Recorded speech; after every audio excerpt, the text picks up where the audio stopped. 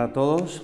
Vamos a hablar ahora del sexto mandamiento, que se enuncia de distintos modos: no cometerás actos impuros, no cometerás adulterio, y tiene que ver con la virtud de la santa pureza.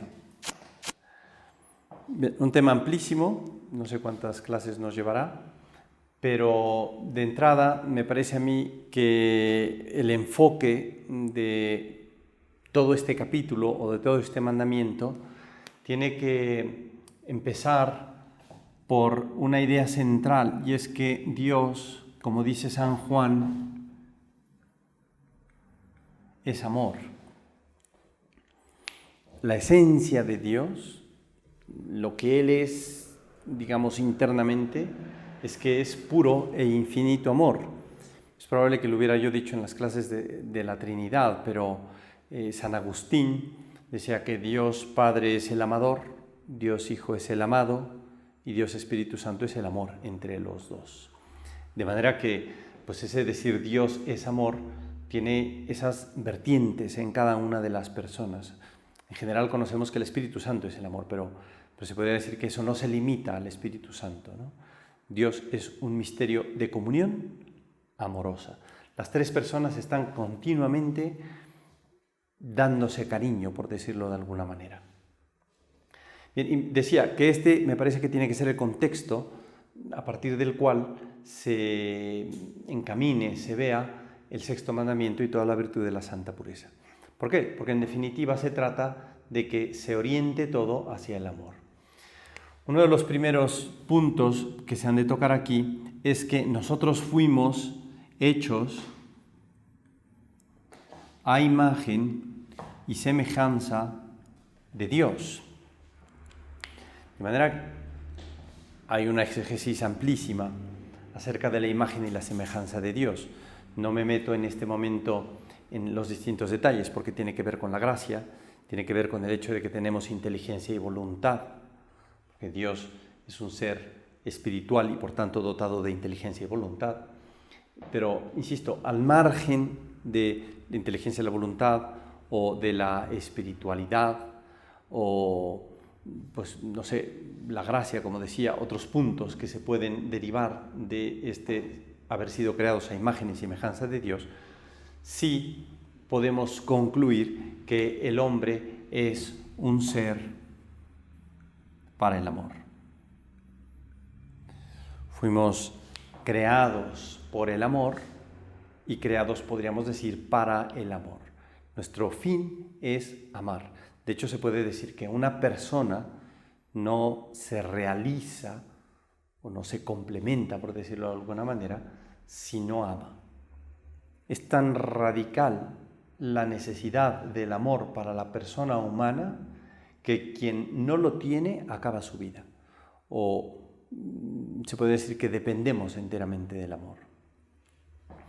Las personas son concebidas, en general podría yo decir, por un acto amoroso. Bien, de manera que este es el primer punto. Dios nuestro Señor, que es amor, nos crea a imagen y semejanza suya y por tanto nos crea como seres por y para el amor.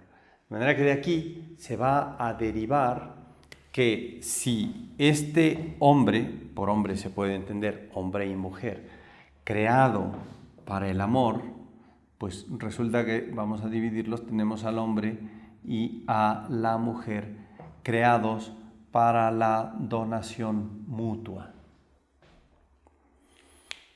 Al margen de la sexualidad, aunque nos vamos a referir más a la sexualidad, pero al margen de la sexualidad, pues el hombre, entendemos que está hecho para la donación, porque si no, no tendría amigos. Los filósofos han concluido que el hombre es un ser social por naturaleza y en general vivimos de las amistades. La verdad es que lo que más nos puede, digamos, en este mundo es que pues, los amigos nos queden mal o que nos defrauden o que nos abandonen. Cuando hay amistad y cuando hay esa donación, pues aquello contribuye a la realización de la persona. De manera que bueno, pues mujeres pueden tener amigas, los hombres pueden tener amigos, y en ese sentido vemos que se realiza el plan divino. Pero al margen de la realización del plan divino, también hay que decir que el hombre complementa a la mujer y la mujer complementa al hombre. Dios quiso hacer al hombre a imagen y semejanza suya, pero lo hizo sexuado. Podía haber hecho seres humanos hermafroditas, como hay plantas hermafroditas que se fecundan ellas solas o una misma sin necesidad del otro género. Bueno, no quiso eso para el ser humano, quiso que el hombre complementara a la mujer y que la mujer complementara al hombre. Aquí hay que decir que por más que el hombre o la mujer tengan esa complementariedad, la Iglesia siempre ha entendido, la teología siempre ha entendido, que hay una igualdad radical. Dios hizo al ser humano y lo hizo hombre y mujer. Es un asunto que subraya mucho el Papa Juan Pablo II, San Juan Pablo II en sus escritos, ¿no? Lo hizo hombre y mujer, no los hizo, ¿no? Es quitarle la S del plural de parte de San Juan Pablo II. Es muy iluminador, trae mucha luz, ¿no? No es que los hubiera hecho, no. Lo hizo al ser humano, lo hizo sexuado, lo hizo hombre y mujer. Es un solo ser humano, con la misma dignidad, con el mismo cariño que Dios hace las cosas por la mujer y por el hombre. No más por uno, ni menos por el otro. Bien, decíamos que el hombre encuentra su realización en la donación personal. De modo particular, Dios ha querido que la donación entre el hombre y la mujer, o esa complementariedad de la que yo hablaba, esa donación que pueden llegar a tener, también sea sexuada. Y precisamente porque es sexuada, tiene una serie de características especiales. Es decir, la sexualidad, sí, por un lado nos distingue mujeres y hombres, pero por otro lado nos lleva, decíamos, a la complementariedad, nos lleva a una capacidad especial para dar cariño. El cariño que puede dar el hombre a la mujer y la mujer al hombre es complementario de un modo absolutamente único cuando nos referimos al ámbito de la sexualidad. Cuando nos referimos al marido y a la mujer, ¿verdad? El cariño que se pueden dar es especial, único. Es un cariño que tiene una serie de características. Coincidentemente lo he leído recientemente en distintas encíclicas, la Humane Vitae de Pablo VI, San Pablo VI, y la Familiaris Consortio de San Juan Pablo II. Tanto en una como en otra, los papas hablan de algunas características del amor humano y hablan de la totalidad, por ejemplo, del cariño humano entre la pareja. O sea, el cariño total que se pueden tener un hombre y una mujer es especialísimo cuando interviene la sexualidad. De manera que la sexualidad los ayuda, podríamos decir, a quererse más. ¿Por qué? Porque Dios quiso.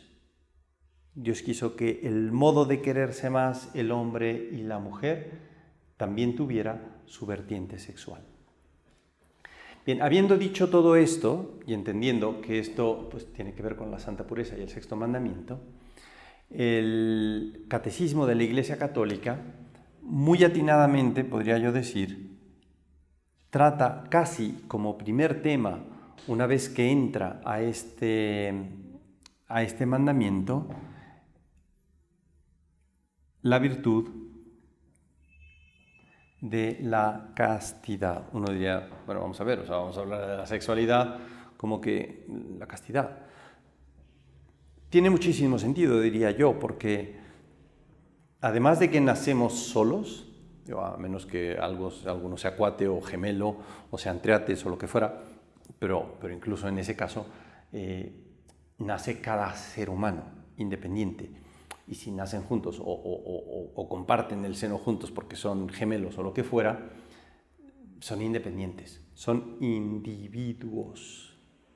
Y como individuos, lo primero que vivimos en esta vida es lo primero que se nos da es una madurez afectiva. O sea, si la persona no crece, ¿no?, afectivamente dentro de la castidad, podríamos decir que se deforma. De manera que el inicio del cariño que se pueden tener los seres humanos se vive en y desde la castidad. Es decir, cuando hablo de castidad no me voy a referir yo a monjas, a monjes, a sacerdotes, a personas que por el reino de los cielos, como dice nuestro Señor, han renunciado a la sexualidad. No, me refiero a que todo ser humano, antes de acceder al uso de la facultad sexual, debe de vivir la castidad, o vive la castidad. Bien, y esto decíamos porque ha de crecer en madurez. Otro punto muy interesante es que a medida que la persona crece, tiene que ir ganando en dominio de sí. Una persona tiene que ordenar sus afectos.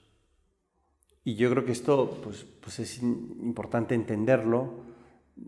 Para mucha gente no será difícil, no habrá ninguna dificultad en aquello. Para algunas otras probablemente sí. Pero en todo caso, pues si yo no alcanzo ese dominio de sí, cuando llegue el momento de la donación sexual, es posible que yo esté desbocado, que caiga en desórdenes. Ya hablaremos más adelante de los desórdenes. Pero, bueno, en primer lugar, por principio de cuentas, tener en cuenta que la castidad, insisto, pues en general la vivimos todo el mundo, con sus más y con sus menos. Antes se podría decir que era un valor mucho más respetado, ahora desafortunadamente está pues muy vilipendiado, muy venido a menos, muy ultrajado, muy maltratado, el valor de la castidad. ¿Por qué? Pues porque vemos que se ha accedido al tema de la sexualidad con muchísima facilidad. Hay gente que me dice, padre, empecé a ver una serie y todo es inmediatamente cuestiones sexuales. Bueno, cuando a lo mejor están hablando de historia, si han de hablar de historia, que hablen de historia, no de cuestiones sexuales, ¿no? Pero bueno, la gente dice, es que eso es lo que vende. Bueno, es que eso es lo que puede desarrollar cierto morbo. Y si se desarrolla ese morbo, pues cae por su propio peso el dominio de sí. Decía, es un tema al que se ha accedido más. Antes se respetaba más. Entiendo que para muchos casos pues se consideraba un poco tabú, que tampoco hay que meterlo en esa categoría, pero pues no siendo tabú y no queriendo nadie que fuera tabú, pues es bastante manoseado. Todo el mundo entra al tema de la sexualidad. Hace unos días oía que en una conferencia hablaba un experto que pues ahora a los 8 años los niños están accediendo a la pornografía. Ya hablaremos de ese otro tema, ¿no?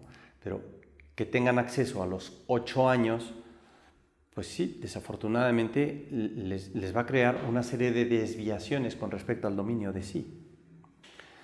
¿De dónde viene esta idea del dominio de sí? Bueno, Dios, decíamos, que es amor, nos creó amorosamente, nos creó cariñosamente y nos creó para que viviéramos con un cierto orden, que podríamos decir va de la mano de la castidad.